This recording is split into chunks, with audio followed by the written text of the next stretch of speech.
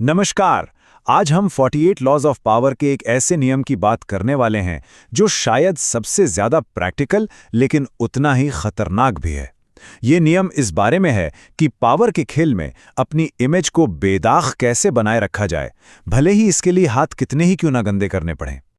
कहते हैं हमारी अच्छी साख इस बात पर ज्यादा निर्भर करती है कि हम क्या छिपाते हैं, ना कि इस पर कि हम क्या दिखाते हैं। देखिए, पावर की दुनिया में कोई भी परफेक्ट नहीं होता। ये सब बस एक दिखावा है, एक भ्रम है। गलतियां तो सबसे होती हैं, लेकिन असली खिलाड़ी वो हैं जो अपनी गलतियों को छिपाने की कला में माहिर होते हैं। तो सवाल ये उठता है कि जब गलतियां होती हैं तो जो लोग पावर में हैं वो अपनी इमेज को बिना कोई नुकसान पहुंचाए उसे संभालते कैसे हैं? वो हमेशा इतने साफ सुथरे कैसे दिखते हैं, चाहे काम कितना भी गंदा क्यों ना हो? चलिए इसी को समझते हैं। आइए इस खेल के एक सबसे जरूरी अनकहे नियम को समझते हैं। देखिए, पावर का खेल भोली भाली ईमानदारी से नहीं, बल्कि एक बहुत ही सावधानी से बनाई गई छवि से जीता जाता है। इसको ना एक ऑफिस के छोटे से उदाहरण से समझते हैं। सोचिए, एक कर्मचारी है जो ईमानदारी से अपनी गलती मान लेता है। उसे लगता है कि लोग उसकी तारीफ करेंगे, लेकिन होता क्या है? मैनेजमेंट उसे लापरवाह का टैग दे देता है। वहीं एक दूसरा समझदार कर्मचारी है जो उसी प्रॉब्लम को बड़ी चालाकी से किसी और को सौंप देता है। जब प्रॉब्लम सॉल्व हो जाती है तो उसे एक लीडर की तरह देखा जाता है। उसके हाथ हमेशा साफ रहते हैं।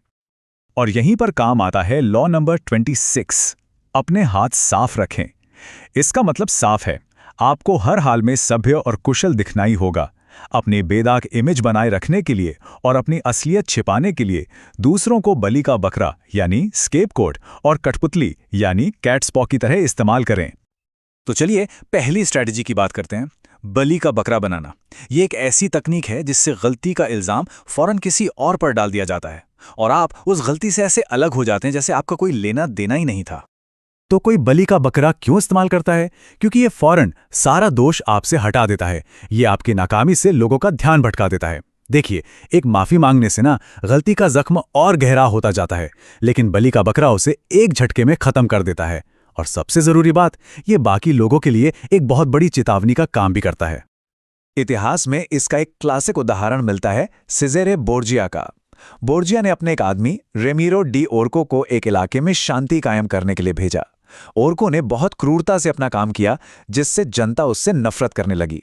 सारा का सारा गुस्सा ओर्को पर निकल रहा था और फिर सही वक्त आने पर बोर्जिया ने सबके सामने ओर्को को दोषी ठहराया और उसे मौत की सजा दे दी।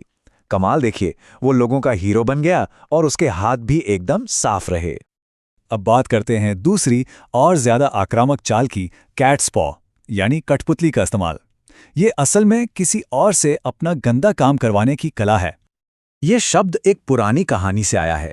कहानी में एक चालाक बंदर होता है जिसे आग से गर्म शाहबलूत निकालने होते हैं। तो वो क्या करता है? वो खुद जलने के बजाय एक बिल्ली का पंजा इस्तेमाल करता है। पावर की दुनिया में इसका मतलब है किसी और को एक टूल की तरह इस्तेमाल करना, ताकि मुश्किल और खतरनाक काम भी हो जाए और आपके हाथ साफ के साफ रहें। क्लियोपेट्रा इस स्ट्रैटेजी की कह सकते हैं मास्टर थीं। उन्होंने जूलियस सीजर और मार्क एंटनी जैसे ताकतवर रोमन लीडर्स को अपनी कठपुतली बनाया। अपनी खूबसूरती और दिमाग का इस्तेमाल करके उन्होंने पहले उनका भरोसा जीता और फिर उन्हीं की ताकत का इस्तेमाल करके अपने दुश्मनों को, यहां तक कि अपने भाई बहनों तक को रास्ते से हटा दिया। नतीजा, बिना खुद एक भी कत्ल किए वो मिस्र की अकेली शासक बन गईं। अब ये मत सोचिए कि ये सब सिर्फ इतिहास की बातें हैं। ये रणनीतियां आज भी खासकर कॉरपोरेट दुनिया में हर रोज इस्तेमाल होती हैं। आज के कॉरपोरेट जगत को देखिए, बड़े लीडर्स अक्सर अपने नीचे काम करने वाले मैनेजर्स को एक बफर की तरह इस्तेमाल करते हैं। जब कोई रिस्की प्रोजेक्ट कामयाब हो जाता है तो सारा क्रेडिट सीईओ ले जाता है, लेकिन अगर वही प्रोजेक्ट फेल हो जाए तो सारा का सारा इल्जाम मैनेजर पर मढ़ दिया जाता है। इस तरह टॉप लीडर की इमेज हमेशा बेदाग रहती है। सीधा सा हिसाब है, इल्जाम नीचे जाता है और क्रेडिट ऊपर। तो इस सब से हमें क्या सीख मिलती है? बात सीधी सी है, पावर की दुनिया में लोग आपकी नीयत नहीं देखते, वो आपकी छवि देखते हैं। एक बेदाग रेपुटेशन, एक साफ सुथरी इमेज ही आपकी सबसे बड़ी ढाल है, क्योंकि लोग आपके काम से ज्यादा आपकी छवि के आधार पर आपको परखते हैं। और अंत में एक सवाल जिसके बारे में जरूर सोचिएगा, सत्ता पाने की इस दौड़ में आखिर ज्यादा जरूरी क्या है, एक साफ छवि या एक साफ ज़मीर?